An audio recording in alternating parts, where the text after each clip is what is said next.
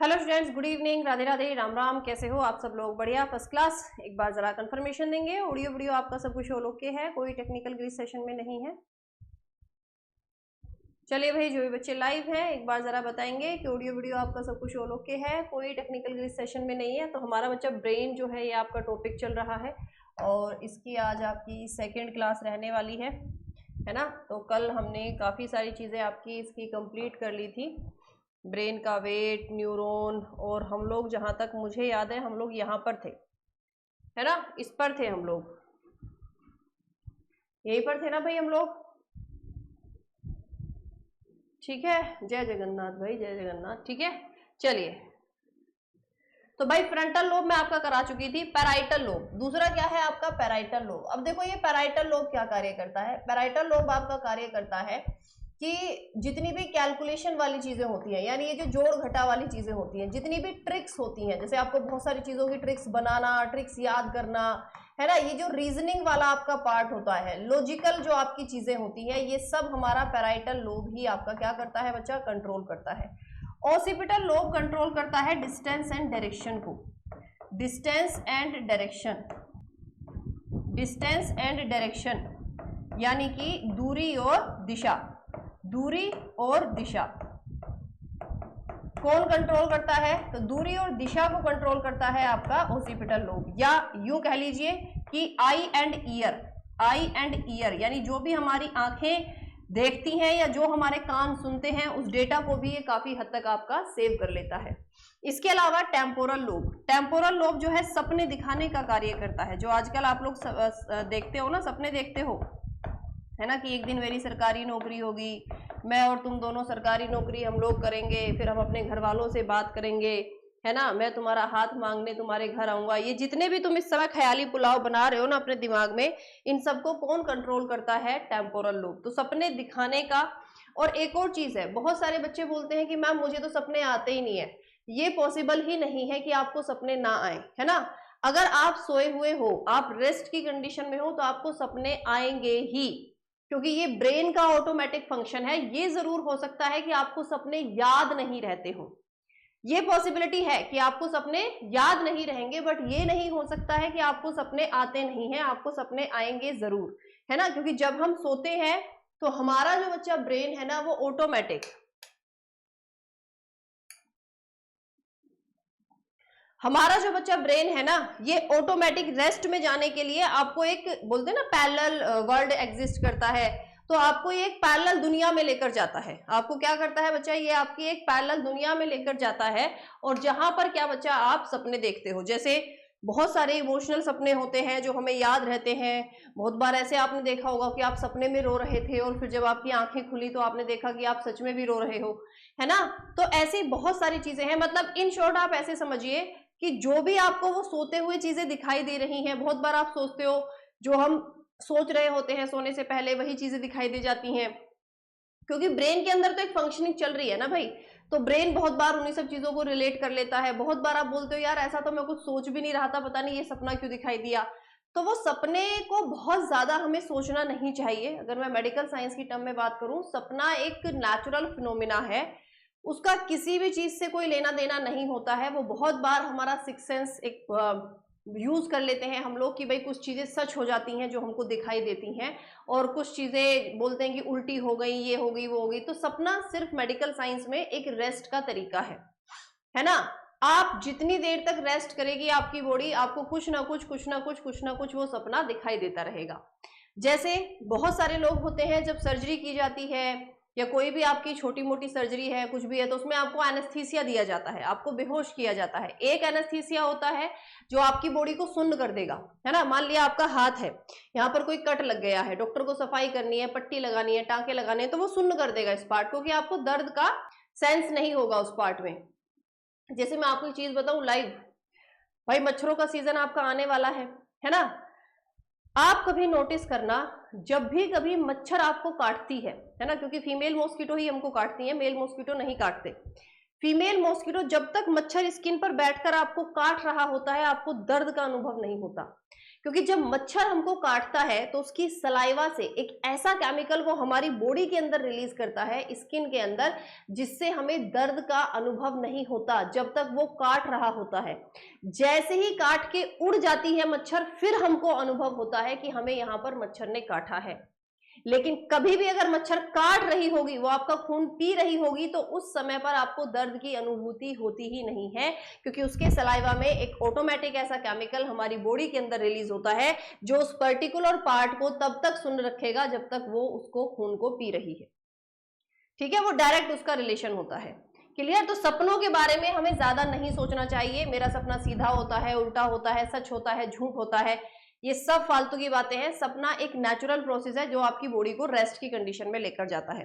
और जो लोगों को एनेस्थीसिया यानी सर्जरी के समय पर कोई सपना नहीं दिखाई देता है, क्योंकि वो डॉक्टर आर्टिफिशियल तरीके से आपकी बॉडी में ड्रग डाला गया है, जिससे आपकी बॉडी क्या है, एक तरह से रेस्ट, मतलब सेंसरी जो आपके पार्ट हैं वो सारे के सारे काम नहीं कर रहे हैं, और सेंसेस के जरिए ही तो हम लोग दर्द की अनुभूति कर सकते हैं। रिफ्लेक्स एक्शन आपकी बॉडी के काम नहीं कर रहे हैं, तो उस समय पर आपको कोई भी सपना या ऐसी चीजें दिखाई नहीं देती हैं, है ना। आपको लगता है कि यार अभी थोड़ी देर पहले तो मैं बात कर रहा था, फिर जब आप उठते हो तो आप कहीं और होते हो, तो वो एक आर्टिफिशियल तरीका है।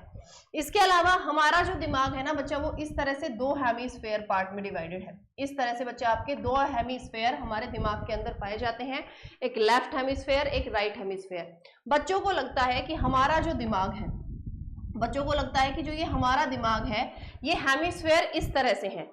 ये हेमिस्फेयर हॉरिजॉन्टली नहीं, हमारा दिमाग ऐसे वर्टिकली आपका डिवाइडेड है। मतलब हमारा जो दिमाग है वो इस तरह से वर्टिकली आपके दो पार्ट में डिवाइडेड है, लेफ्ट हेमिस्फेयर, राइट हेमिस्फेयर। एक और चीज है हमारे दिमाग के अंदर, हमारे दिमाग में क्रॉस वायरिंग होती है, ऐसे। मतलब अगर मैं सीधे हाथ से लिखती हूं तो इस समय मेरे दिमाग का लेफ्ट वाला हिस्सा एक्टिव होगा। अगर मैं अपने उल्टे हाथ से कुछ भी काम करती हूँ या मैं अपनी बॉडी के उल्टी साइड को यूज कर रही हूं, तो मेरा राइट वाला दिमाग का हिस्सा उसको कंट्रोल करेगा। यानी हमारे दिमाग में क्रॉस वायरिंग होती है। हमारे दिमाग के अंदर कैसी वायरिंग होती है? क्रॉस वायरिंग होती है। इसके अलावा ये जो उभरी हुई संरचनाएं आपको दिखाई दे रही हैं दिमाग में, ये जो उभरी हुई संरचनाएं हैं, इनको गायरस कहा जाता है। इनको क्या कहा जाता है? गायरस कहा जाता है। और ये जो अंदर धसी हुई संरचनाएं हैं, इनको सल्कस कहा जाता है। इनको क्या कहा जाता है बच्चा? आपका सल्कस कहा जाता है। तो दो हेमिस्फेयर में हमारा दिमाग आपका डिवाइडेड होगा। प्रकृति जो है, नेचर जो है, ये बहुत ज्यादा इंटेलिजेंट है। आप सोच के देखो, इस तरह की स्ट्रक्चर वाला हमारे पास में एक फ्रूट है या एक खाने का अपना एक न्यूट्रिएंट है, क्या? अखरोट।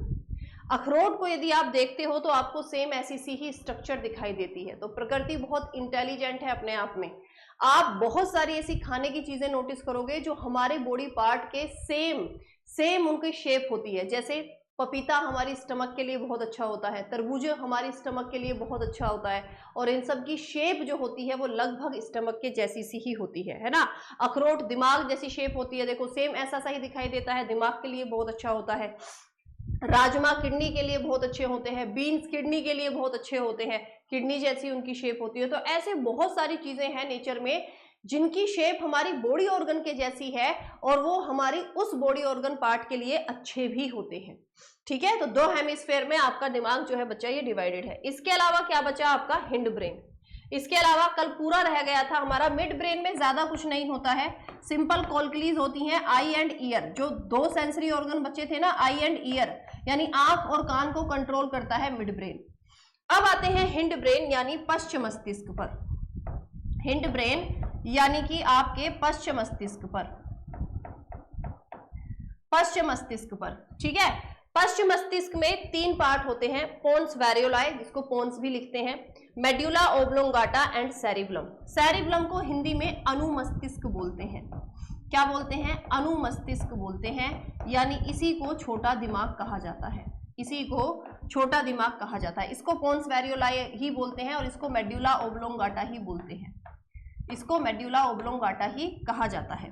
अब सबसे पहले पोन्स वैरियोलाई को कर लेते हैं। देखो, पोन्स वैरियोलाई जो है ये हमारे दिमाग का बिचौलिया है। मैम बिचौलिया क्या होता है?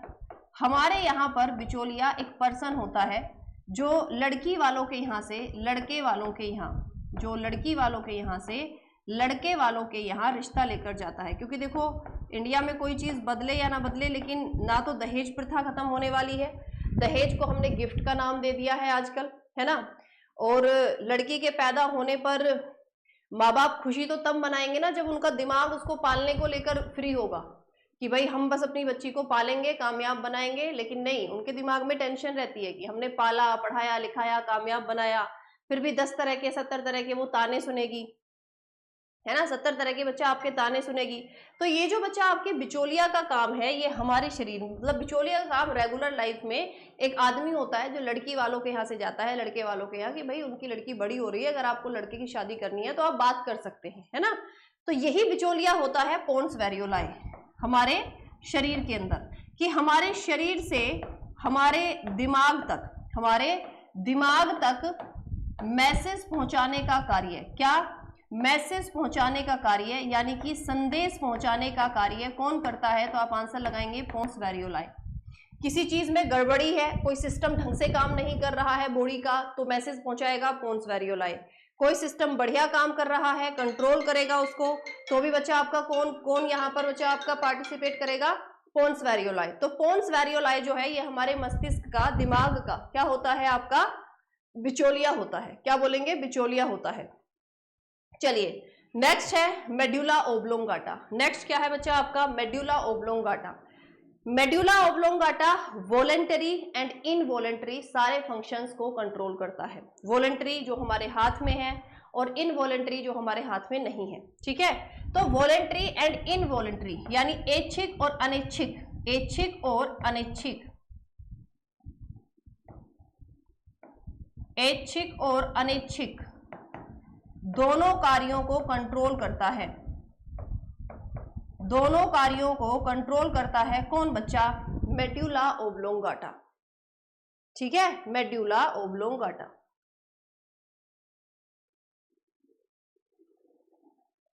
अरे नोट करने की जरूरत क्या है भाई? इतनी बढ़िया शानदार तरीके से आपकी पीपीटी बनी हुई है, इतनी सारी चीजें क्लियर समझ में आ रही हैं, तो क्या आपको नोट करने की जरूरत है? ठीक है, तो चलिए ऐच्छिक और अनैच्छिक क्रियाएं जो है ये कंट्रोल करता है मेड्यूला ओब्लोंगाटा। मैम क्या कोई एग्जांपल है ऐच्छिक अनैच्छिक के? बिल्कुल। हमारे शरीर में क्या रेस्पिरेशन हमारे हाथ में है? क्या रेस्पिरेशन श्वसन हमारे हाथ में है? नहीं, नेचुरल प्रोसेस है, उसको कौन कंट्रोल करेगा? Medulla oblongata. क्या ब्लड सर्कुलेशन हमारे हाथ में है? वो भी एक नेचुरल प्रोसेस है ना, ब्लड सर्कुलेशन, तो ये भी एक नेचुरल प्रोसेस है। क्या हमारे शरीर में, हमारे हाथ में हार्ट बीट है? नहीं, हार्ट बीट भी कंट्रोल करेगा। तो क्या हमारे शरीर में डाइजेशन हमारे हाथ में है? नहीं, ऑटोमेटिक हमारी बॉडी में सारी चीजें डाइजेस्ट होती हैं। क्या एक्सक्रीशन हमारे हाथ में है? नहीं है। तो ये सारा का सारा पार्ट दिमाग का कौन सा हिस्सा कंट्रोल करता है? Ma'am medulla oblongata, medulla oblongata. इसके अलावा यदि मैं आपसे बात करूं, जो हमारे हाथ में है, जो ऐच्छिक प्रक्रियाएं हैं, यानी जो आपके वॉलंटरी फंक्शन है, जैसे कि छींक का आना, स्नीजिंग, छींक का आना, स्नीजिंग, डकार का आना, डकार का आना, बर्पिंग, डकार का आना, बर्पिंग, जम्भाई का आना, जम्भाई का आना, जम्भाई का आना यानी योनिंग, ठीक है जी। इसके अलावा पलकों का झपकना, पलकों का झपकना। इसके अलावा उल्टी का आना, उल्टी का आना, उल्टी का आना, वोमिटिंग, और खाने का निगलना, खाने का निगलना, और खर्राटों का आना, खर्राटों का आना। ये सब ऐसी हैं चीजें, देखो ये सारी वो चीजें हैं जिनके बिना इंसान मर जाएगा। अगर ये चीजें नहीं होंगी ना तो इंसान जो है आपका मर जाएगा। लेकिन ये सारी की सारी ऐसी चीजें हैं जो हैं तो ठीक, नहीं है तो ठीक, यानी ये सारी की सारी चीजें हैं आपकी क्या, कि भैया अगर होती रहेंगी तो ठीक है, नहीं होती रहेंगी तो ठीक है, लेकिन ये सारे के सारे वो प्रोसीजर कि अगर नहीं हुए इनमें से कोई भी एक तो हम मर जाएंगे। और दिमाग के इन्हीं दोनों कार्यों को, ऐच्छिक और अनैच्छिक कार्यों को कंट्रोल करता है मेडुला ओब्लोंगाटा। और ये क्वेश्चन बहुत बार पूछा गया है कि उल्टी का आना और खाने का निकालना दिमाग के कौन से हिस्से पर कंट्रोल करता है। तो उल्टी का आना और खाने का निकलना दिमाग के कौन से हिस्से पर कंट्रोल करता है, मेडुला ओब्लोंगाटा। डकार का आना, जबाई का आना, छींक का आना, ये सब आपका बच्चा, जबाई होता है बेटा यॉर्निंग, ऐसे करते हो ना जब हमें नींद आती है, ऐसे जो हम लोग करते हैं, ये जबाई का आना होता है, यॉर्निंग जिसको हम लोग बोलते हैं, ठीक है। चलिए, एक और चीज आपकी क्या है कि डकार आती क्यों है। क्या आप में से किसी को भी ये बात पता है कि हमें डकार क्यों आती है? जो डकार आती है क्या होती है ये हमारी बॉडी में? देखो, जब हम खाना खाते हैं तो हम खाने के साथ बहुत सारी एयर भी अंदर लेकर जाते हैं, है ना, ये बात आप मानते हो भाई। जब हम खाना खा रहे हैं तो हमारी फूड पाइप से खाने के साथ में एयर के मोलिक्यूल भी जाएंगे ही जाएंगे।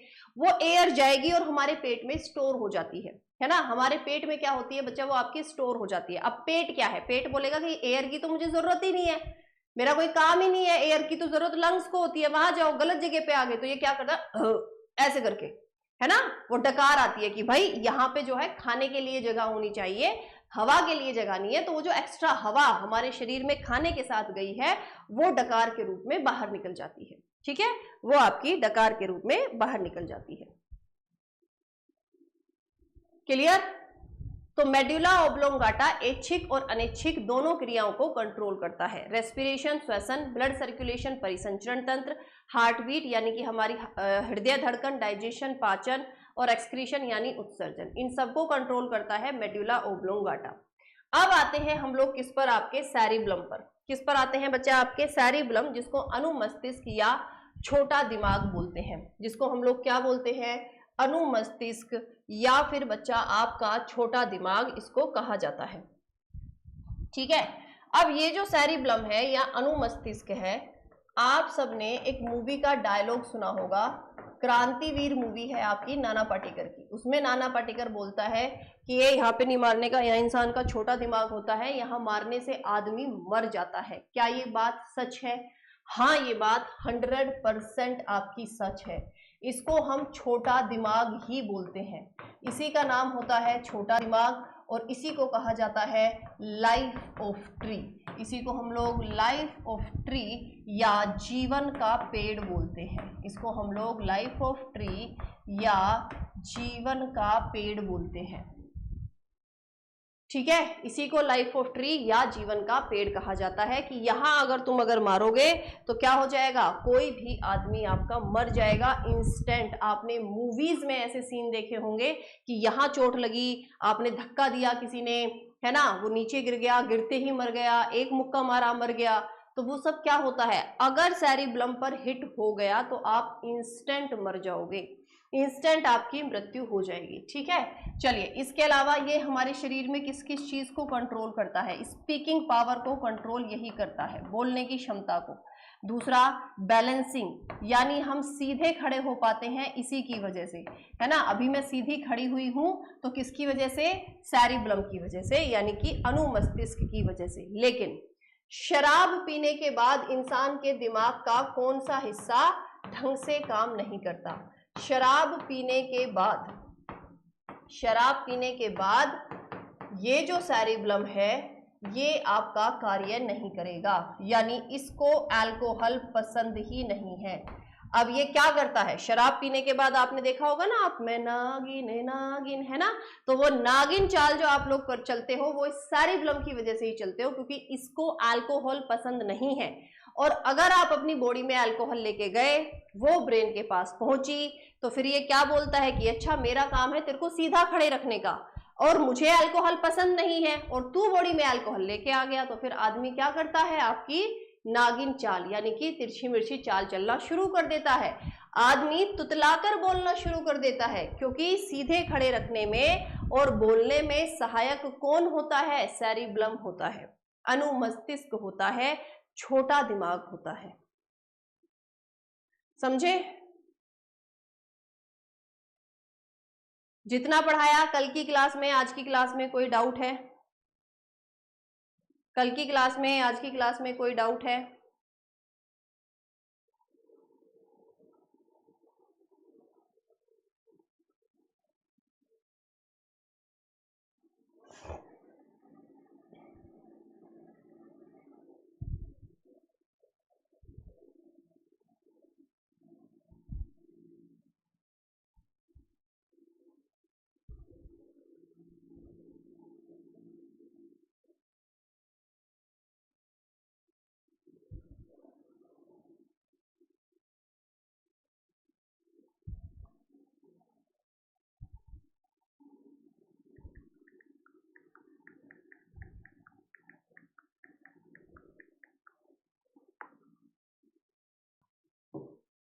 नहीं है तो अब आप लोगों को याद रहेगा कि शराब पीने के बाद आपके शरीर में क्या होता है। चलिए एक और चीज सीखते हैं इंटरेस्टिंग, मेल और फीमेल के दिमाग के बारे में, है ना। ये न्यूरोलॉजिकली स्टडी हो चुकी है एंड ये प्रूफ हो चुका है कि लड़कों का जो दिमाग है वो लड़कियों के कंपैरिजन में आपका मल्टीटास्कर नहीं होता। उसका एक रीजन है, उसका रीजन है कि लड़कों के दिमाग में ना, देखो लड़कों के दिमाग में ऐसे सेपरेट लोब बने हुए हैं, हर कार्य का एक अलग लोब है, लेकिन लड़कियों के दिमाग में कोई लोब नहीं होता। लड़कियों के दिमाग में जिगजैग वायरिंग होती है, क्रॉस वायरिंग होती है, ठीक है। लड़कियों के दिमाग में ये क्रॉस वायरिंग होती है। जैसे आप कभी भी नोटिस करना, जब आपकी शादी हो जाएगी तो आपके साथ ये चीज बहुत ज्यादा होगी। और मैं छींक आने पर रुकने के लिए क्यों कहा जाता है, अरे कुछ नहीं होता, ये सब फालतू की बातें हैं। कुछ रुकने उकने के लिए नहीं कहा जाता है कि पता नहीं यार किसने बनाई है ये सब चीजें, मुझे नहीं समझ में आती हैं। मैं बोल रही हूँ ना, इंडिया में अंधविश्वास ज्यादा है आपका, ठीक है। तो मेल फीमेल के दिमाग में क्या होता है, जो लड़कियों का दिमाग है वो मल्टीटास्कर इसीलिए होता है क्योंकि जिगजैग वायरिंग है। अब शादी के बाद एक चीज बहुत काम आएगी, मान लीजिए आपकी नई नई शादी हुई है और आप अपनी वाइफ के साथ में किसी फैमिली फंक्शन में गए हैं, और इंडिया में शादी हो, नई बहू को ताना ना सुनने को मिले तो फिर नई बहू काहे की, है ना। वो बहू बनना इनकम्प्लीट है अगर इंडिया में ये चीज ना हो, क्योंकि दो चार रिश्तेदार, कुछ लोग तो सिर्फ कमियां ढूंढने के लिए आए हैं। अरे देखा नई नई शादी हुई है, इसने पायल नहीं पहनी, अरे चूड़ी देखा था, 2 ही चूड़ी पहन के आई थी, नई नई बहू है, कम से कम हाथ भर के चूड़ी पहनती, बिंदी देखी थी माथे पे ऐसी लगा रखी थी कि दिखाई ना दे। अरे सुहाग की निशानी है, गले में मंगलसूत्र, मांग में सिंदूर और बिंदी तो लगी ही होनी चाहिए। अरे वो सब तो छोटो, बाल देखे थे तुमने, बाल ऐसे थे बिल्कुल, बलकटी थी, बलकटी इतने इतने से बाल लेके घूम रही थी। और देख वहीं ससुर घूम रहा था, वहीं जेठ घूम रहा था, सारे बड़े बड़े आदमी वहीं थे, हम तो इतना घूंघट करके रखते थे और ऐसी घूम रही थी नंगे सिर से। अगर ये सब बातें उसको ना सुनने को मिले तो कहेगा फिर नई नई शादी हुई, फिर तो शादी इनकम्प्लीट है। सुनने को मिलेंगी ही मिलेंगी, ये तो फैक्ट है ना। मिडिल क्लास फैमिली की ये हमारी एक पहचान होती है अपने की, हम लोग इस चीज से ऊपर कभी उठ के, चाहे वो बहू महीने का 10 लाख रुपए कमा रही हो, है ना, बहुत इंटेलिजेंट हो, बहुत शार्प माइंडेड हो, डॉक्टर हो, साइंटिस्ट हो, उनको मतलब थोड़ी है, उनको मतलब है चूड़ी कितनी पहनी है, उनको मतलब है बिंदी कितनी लगाई है, उनको मतलब है सिंदूर कितना लगाया है, उनको मतलब है सर पे पल्ला ढका है कि नहीं ढका, उनको इन सारी चीजों से मतलब होता है। उनको मतलब ही नहीं होता कि उसके अंदर कैपेबिलिटी कितनी है, क्योंकि कामयाबी कोई माथे पे लिख कर तो घूमता नहीं है, लेकिन सुहाग की निशानी तो माथे पे लगाई जाती है, तो वो वही देखती है कोई कितनी इंटेलिजेंट है, वो थोड़ी ना उनको मतलब होता है। अब वो घर आएगी तो तुमसे जरूर बोलेगी, वो बोलेगी भैया एक बात बताओ, तुम मुझे शादी में लेके गए थे, तुम्हारी मामी ने ये बोला, चाची ने ये बोला, बुआ ने ये बोला, ताई ने ये बोला, तुम्हारी बहन ने ये बोला, मैं क्या मतलब क्या कोई जोकर हूं क्या, मुझको कोई कुछ भी बोलते जा रहा है, मेरी क्या जबान नहीं है, मैं भी तो जवाब दे सकती हूँ। डेफिनेटली तुम दोनों का झगड़ा होगा। अब बीवी क्या करती है, वो बोलेगी तुम्हारी मामी ने ऐसे बोला, चाची ने ऐसे बोला, वो सारी बातें एक साथ तुम्हें बताने लग रही है। उस समय पर तुम्हें सिर्फ आराम से शांति से बैठ के बातें सुननी है, क्योंकि आपका दिमाग उस चीज को प्रोसेस नहीं कर पाएगा। उसके दिमाग में जिगजैग वायरिंग है, क्रॉस वायरिंग है, वो सारी चीजों के बारे में एक साथ बात कर लेगी। लेकिन लड़के क्या होते हैं, इरिटेट होते हैं, अरे यार तू चुप हो जा, पहली बात तो ना एक समय पर एक इंसान के बारे में बात कर, तू ये बता बुआ ने ये क्या कहा, मामी ने क्या कहा, एक समय पे एक इंसान के बारे में बात करना, तू कंफ्यूज क्यों कर रही है, अभी तू बोल रही है मामी, अभी तू बोल रही है चाची, अब वो तो सारा डेटा एक साथ लेके घूम रही है अपने दिमाग में, तो उसके तो जिगजैग वायरिंग है, वो सबके बारे में बात कर सकते हैं, लेकिन तुम्हारा दिमाग प्रोसेस ही नहीं करेगा, क्योंकि तुम्हारे में तो अलग अलग लूप है, ये मामी का लूप है, ये चाची का लूप है, ये ताया का लूप है, ठीक है, ये चाचा का लूप है, ऐसे करके लूप है। तो इसलिए आगे से जब भी कभी तुम्हारी लाइफ में ऐसी सिचुएशन आए शादी के बाद, लड़की जो भी कह रही है, आपकी वाइफ जो भी कह रही है, आराम से शांति से बैठ के उसको सुन लेना और बाद में प्रोसेस कर लेना, आराम से बैठ के प्यार से बात करना। एक बहुत छोटा सा सॉल्यूशन होता है, आप ये बोल दोगे ना अगर उसमें कि ठीक है तुझे बुरा लगा, कोई बात नहीं, मैं सॉरी बोलता हूँ सबकी तरफ से, है ना, और हम दोनों को लाइफ में साथ रहना है यार, उन लोगों को थोड़ी ना लाइफ में साथ रहना है, कभी कभी शादी में जाना है, ठीक है, कुछ बोले तो अपना ठीक है ऐसे ही कर लो। प्यार से आराम से अगर समझाओगे तो लड़ाई नहीं होगी, झगड़ा नहीं होगा, घर का माहौल अच्छा रहेगा। घर का माहौल अच्छा रहता है तो लक्ष्मी माता की कृपा होती है ना, ऐसे समझ लेना आप लोग। और अगर तुम्हें कुछ भी समझ ना आए तो भाई चुपचाप बैठ के बस सुन लेना, उसमें झगड़ा मत करना, क्योंकि ये छोटे छोटे झगड़े बहुत बार कोर्ट कचहरी करवा देते हैं, है ना। तुम कुछ बोलोगे, वो कुछ बोलेगी, फिर बात बढ़ेगी, मेरी वैल्यू नहीं है, मेरी कदर नहीं है, मुझे समझ नहीं सकते हो तुम, हम दोनों साथ नहीं रह सकते हैं, और बात पहुंच जाती है कोर्ट कचहरी तक। तो खेल जो है वो सारा होता हमारे दिमाग का है। इसके अलावा कोई भी चीज है, जैसे मान लिया ड्राइविंग है, या कोई भी चीज जो लड़कियों को लेके बोली जाती है, ये नहीं कर सकती, वो नहीं कर सकती, मेंटल लेवल पर यानी दिमागी लेवल पर ये कोई साक्ष्य नहीं है। एक लड़के का दिमाग जितना ज्यादा कैपेबल है, उससे कहीं ज्यादा लड़कियों का दिमाग कैपेबल होता है। ये सारा का सारा मेडिकल साइंस जो है आपका इस चीज को सच बोल चुकी है। ठीक है, चलिए मैम आपको कैसे पता है ये बात? क्योंकि भाई मेरी शादी हो चुकी है ना, और मैं ये सारी बातें सुन चुकी हूँ ऑलरेडी।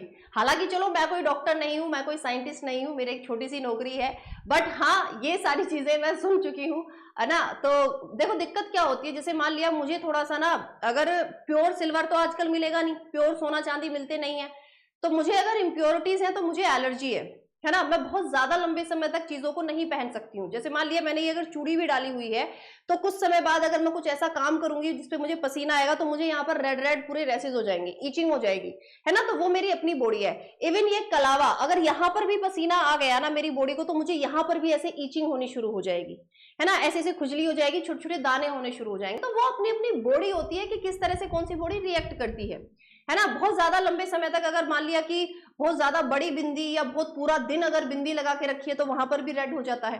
वो अपनी अपनी बॉडी होती है सबकी अलग अलग। तो क्योंकि भाई ऐसा है, वैसे तो ध्यान रखते हैं इन सब चीजों का, कहीं भी जाते हैं पार्टी में, फंक्शन में, लेकिन बहुत बार ऐसा होता है कि बिजी होते हैं। अभी मान लिया कि भाई शाम को किसी के यहाँ, जैसे बहुत बार तो ऐसे होता है मैं भूल ही जाती हूँ किसी के यहाँ फंक्शन है, मैं सही बता रही हूँ, मैं भूल जाती हूँ कि मुझे आज शाम को या उसमें फंक्शन में जाना है। जैसे कई बार ये होता है ना, नॉर्मल ऐसे ही है, थोड़ा बहुत ज्यादा फोन वोन नहीं करते हैं कुछ लोग, जो रोज फोन कर रहा है उसको तो याद ही रहेगा, लेकिन कई बार भूल जाते हैं, अरे आज तो उसके फंक्शन में जाना था, या शादी का सीजन चलता है तब, अरे वहां भी जाना है, यहाँ भी जाना है, तो ऐसे ही भाग के चले जाते हैं कि चलो यार बस कपड़े बदले, 2 घंटे अपना होके आगे।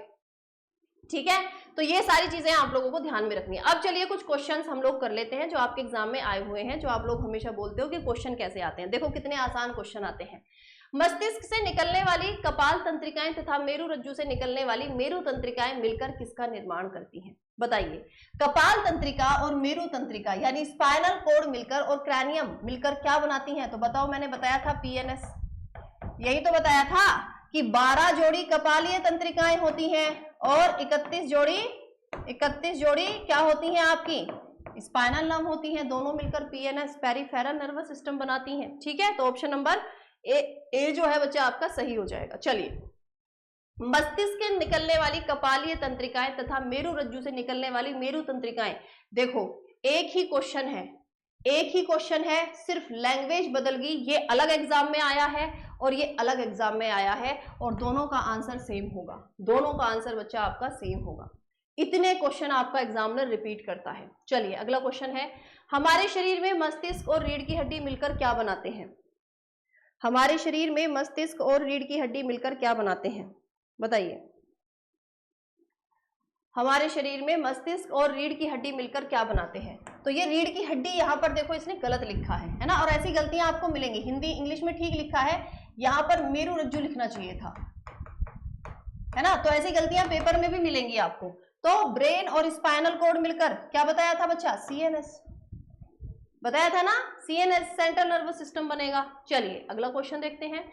केंद्रीय तंत्रिका जो शरीर के सभी भागों से जानकारी प्राप्त करता है और उसे एकीकृत करता है, जिसका निर्माण निम्न में से किसके द्वारा होता है?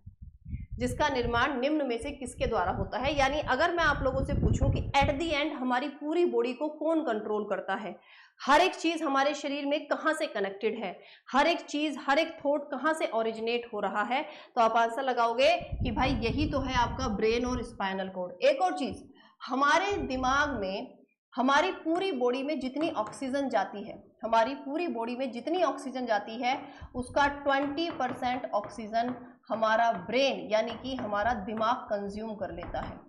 हमारे दिमाग को सबसे ज्यादा ऑक्सीजन की जरूरत होती है। हमारे दिमाग में एक दिन में लगभग 2 से 3 लाख थॉट आते हैं, लगभग 2 से 3 लाख विचार हमारे दिमाग में हर रोज आते हैं, और उनमें से मात्र 10% भी नहीं कहेंगे, 5% ही कह लो जो पॉजिटिव हो सकते हैं।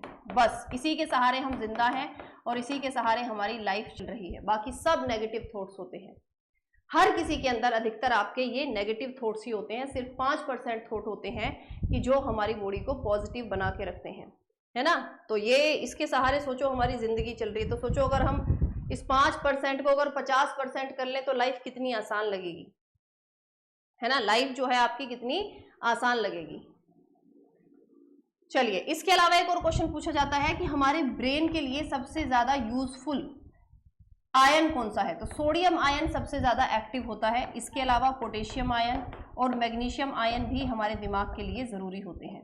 मैग्नीशियम आयन भी हमारे दिमाग के लिए जरूरी होते हैं। चलिए नेक्स्ट क्वेश्चन देखते हैं। मस्तिष्क का वह मुख्य सोचने वाला भाग कौन सा है जिसे विभिन्न ग्राही से संवेदी आवेग सूचनाएं प्राप्त करता है। बहुत आसान है, सिर्फ क्वेश्चन की लैंग्वेज बदल दी है। सोचने वाला हिस्सा, सबसे ज्यादा इंटेलिजेंट पार्ट दिमाग का कौन सा है। तो सबसे ज्यादा इंटेलिजेंट पार्ट दिमाग का कौन सा है, फोर ब्रेन है, यानी कि अग्र मस्तिष्क है। फोर ब्रेन यानी अग्र मस्तिष्क है।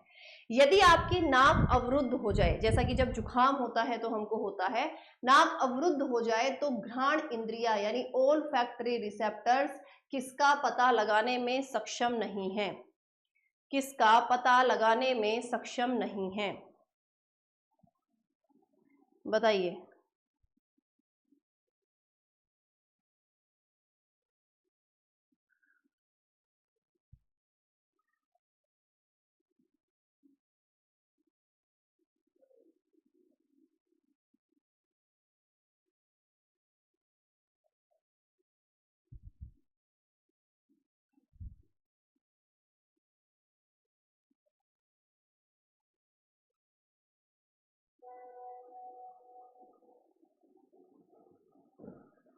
ठीक है, तो क्या हमें किस चीज का पता, स्वाद का।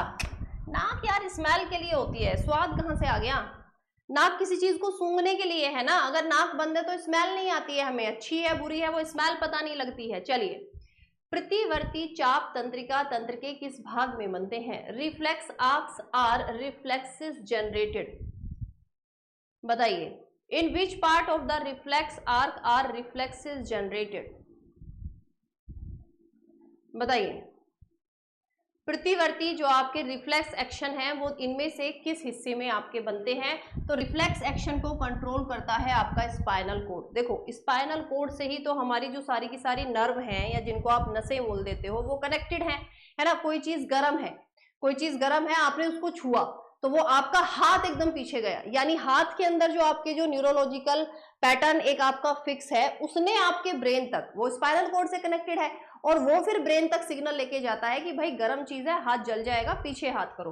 तो एट द एंड कनेक्शन किससे होता है, स्पाइनल कोड से। किससे होता है, स्पाइनल कोड से। चलिए, निम्नलिखित में से कौन सी एक प्रतिवर्ती क्रिया है। देखो कितने इजी क्वेश्चन आते हैं। तुम लोग बोलते हो, तुम्हें लगता होगा कि यार मैम पता नहीं ऐसे ही कुछ पढ़ा रही है, क्वेश्चन तो ऐसे आते ही नहीं होंगे। अब मैं इसलिए आपको क्वेश्चन करा रही हूँ जिससे ताकि तुम्हें समझ में आए कि क्वेश्चन जो मैं करा रही हूँ उन्हीं में से आ रहे हैं। निम्नलिखित में से कौन सी एक प्रतिवर्ती क्रिया है।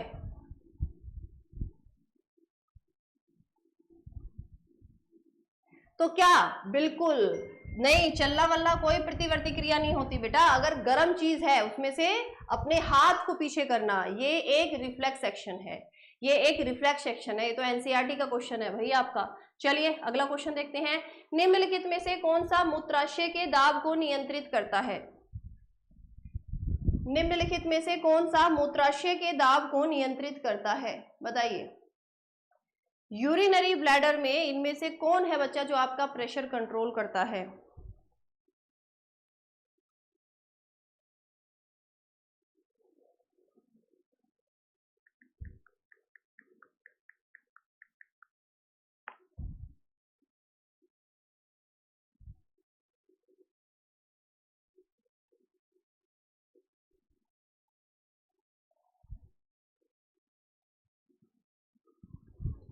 बताइए। तो यूरिनरी ब्लैडर की यदि बच्चा मैं आपसे बात करूं तो देखो, हमको सुसु आया है, ये कौन बताता है, ये कौन बताता है बच्चा, आपका दिमाग बताता है। ये कौन बताता है, आपका दिमाग बताता है। यानी ये सारा जो आपका कंट्रोल है वो किसके पास में है, नर्वस सिस्टम के पास में है। तो हमें सूसू आया है, इस बात को बताने वाला होता है हमारा दिमाग, यानी कि हमारा नर्वस सिस्टम। किडनी नहीं होती बेटा, किडनी ब्लड को फिल्टर करेगी, है ना, जो सूसू बनाने में हेल्प कर रही है, सूसू बना रही है, वो यूरिन बना रही है, लेकिन आपको यूरिन का प्रेशर है, यूरिनरी ब्लैडर भर गया है, जिसकी लिमिट होती है 800 ml। 800 ml तक इसकी आपकी लिमिट होती है यूरिनरी ब्लैडर की। वो बताने वाला दिमाग होता है कि सूसू करने जाना है ना। सोते सोते भी हमें सूसू आता है तो हम उठते हैं ना, तो दिमाग तो काम कर रहा है ना उस समय पर कि यूरिनरी ब्लैडर भर गया, जाओ खाली करके आओ। तंत्री कोशिका यानी न्यूरॉन का कौन सा भाग सूचनाएं प्राप्त करने के लिए उत्तरदायी है, बताइए, कौन सा भाग सूचनाएं प्राप्त करने के लिए उत्तरदायी है?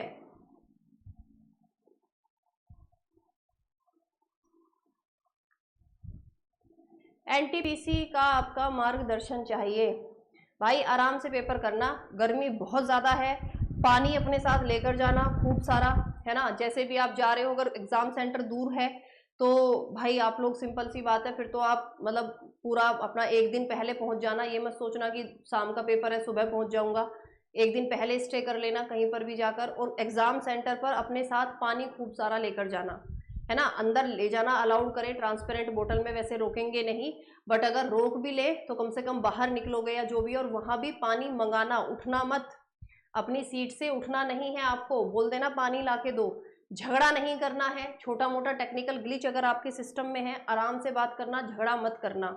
माउस नहीं चल रहा है, स्क्रीन नहीं चल रही है, कोई टेक्निकल ग्लिच है, उसके पीछे आपको झगड़ा नहीं करना है, आराम से बैठकर अपना सिस्टम बदलवा लेना, है ना, क्योंकि दिमाग खराब नहीं करना बस अपना। तो तंत्रिका कोशिका न्यूरॉन के लिए कौन सा भाग सूचनाएं प्राप्त करता है? तो क्या भाई, आपकी डेंड्रिक, जो आपके डेंड्राइट्स होते हैं, ये जो डेंड्रिक ट्रिप होती है, डेंड्रिक ट्रिप यानी कि द्रुमाकृतिक अग्रभाग, है ना, डेंड्रिक ट्रिप जो होती है, बताया था ना आपकी कि ये जो आपकी पेड़ जैसी शाखाएं होती हैं, इनको डेंड्राइट्स बोलते हैं, और यही सूचनाएं प्राप्त करती हैं, यही सूचनाएं प्राप्त करती हैं। चलिए अगला क्वेश्चन है, निम्नलिखित में से किस कोशिका में दुर्माक्षय यानी डेंड्राइट्स और तंत्रिकाक्ष एक्सोन्स होते हैं, बताइए। अब देखो हिंदी में इनके टफ ट्रांसलेशन कितनी ज्यादा मुश्किल है, इंग्लिश में थोड़ा आसान है, डेंड्राइट्स और एक्सोन, और वो हमेशा लिख कर देगा ऐसे, इस तरह के शब्द ना, वो इसमें तो लिख दिया है हिंदी ट्रांसलेट, या हो सकता है हमारे भी टाइपिस्ट साहब ने गूगल से ट्रांसलेट कर दिया हो, अदरवाइज वो आपको डेंड्राइट्स और एक्सोन ही लिख कर देता है। बेटा वीडियो खुद से आगे पीछे तो नहीं हो रही है, बाकी तो नहीं हो रही, बाकी बच्चे तो नहीं बता रहे हैं, बाकी बच्चे तो नहीं बता रहे हैं।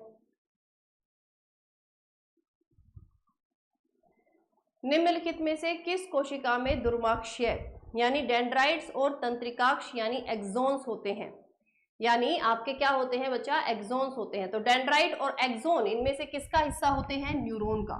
डेंड्राइट और एक्सोन इनमें से किसका हिस्सा होते हैं मैम, ये न्यूरॉन का हिस्सा होते हैं। चलिए, निम्नलिखित में से कौन सा विकल्प दुर्माक्षीय डेंड्राइट्स को वर्णित करता है, निम्नलिखित में से कौन सा विकल्प दुर्माक्षीय डेंड्राइट्स को वर्णित करता है, यानी आपके सिंपल सी बात है, डेंड्राइट्स कैसे होते हैं, या जो डेंड्राइट्स हैं इनमें से आप उसको कैसे डिफाइन कर पाओगे, डेफिनेशन क्या दे पाओगे।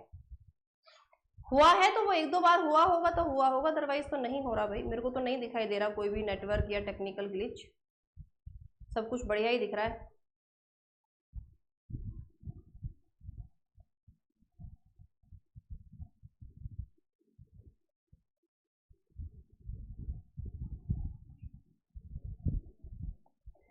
ठीक है, तो क्या बच्चा आपका डेंड्राइट्स को वर्णित करता है, क्या भाई आपका ये कैसा होता है, छोटा और शाखा युक्त। डेंड्राइट्स कैसे होते हैं आपके, छोटी छोटी स्ट्रक्चर्स होती हैं और ब्रांचेस में होता है ना, ऐसे शाखा युक्त आपके होते हैं। तो short and branched, short and branch बिल्कुल सही है आपका। ठीक है, तो भाई मेरी तरफ से टॉपिक हो चुका है आपका कंप्लीट। अब यदि आप लोगों के दिमाग में कोई भी डाउट है तो आप लोग पूछ सकते हैं, कोई भी यदि आप लोगों के दिमाग में डाउट है तो you are free to ask. कल कोई डाउट रह गया हो तो पूछ लीजिए, कल भी यदि कोई डाउट रह गया हो तो पूछ लीजिए।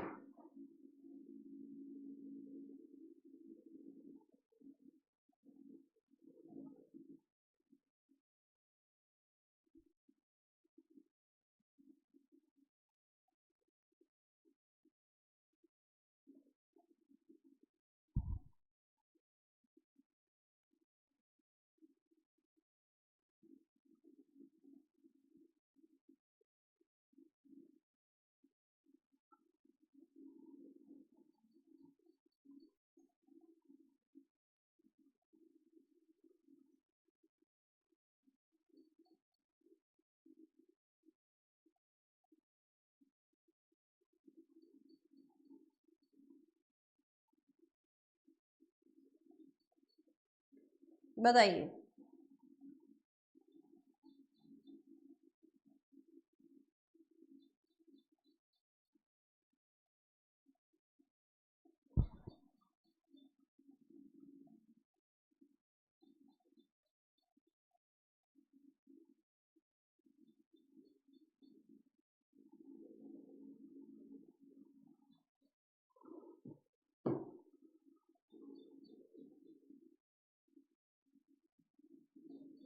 मैम सेरिब्रम का वर्क क्या होता है? बेटा सेरिब्रम हमारे दिमाग का सबसे इंटेलिजेंट पार्ट होता है, ठीक है, ये हमारे दिमाग का सबसे इंटेलिजेंट पार्ट होता है, सबसे ज्यादा कार्य करने वाला, सबसे ज्यादा कार्य करने वाला यही होता है। जितने भी आप डिसीजन मेकिंग जो भी आपकी लाइफ में होता है ना, सारे डिसीजन यही लिवाता है आपसे, यही सबसे इंटेलिजेंट पार्ट है। दिमाग का सबसे बड़ा हिस्सा ही ये होता है, सबसे बड़ा हिस्सा यही होता है। चलिए मैम, अगर हम विजन इंप्रूवमेंट के लिए लेजर ट्रीटमेंट कराएं तो क्या प्रोसेस 8 ईयर बाद फिर से? नहीं, ऐसा तो नहीं होता है, एक ही बार में ठीक हो जाता है, कोई रिपीट नहीं करना होता, कोई रिपीट नहीं करना होता है।